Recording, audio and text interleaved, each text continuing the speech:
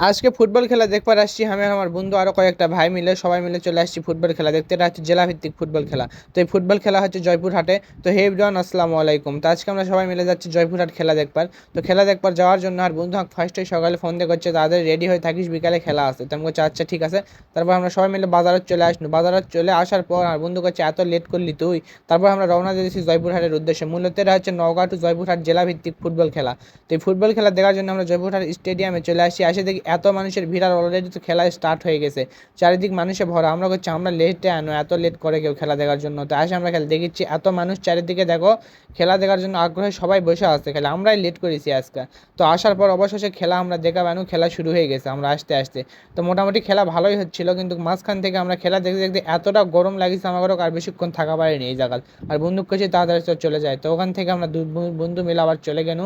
চলে যাওয়ার পর ধীরে ধীরে বাড়ি চলে আসলো। এত গরম আজকে করার মতো লাগে। খেলা অবশেষে তো ভালোই হয়েছে। এখন আমরা লাস্ট পর্যন্ত দেখা পাইনি, তোমাকে দেখানো পারলো না খেলা।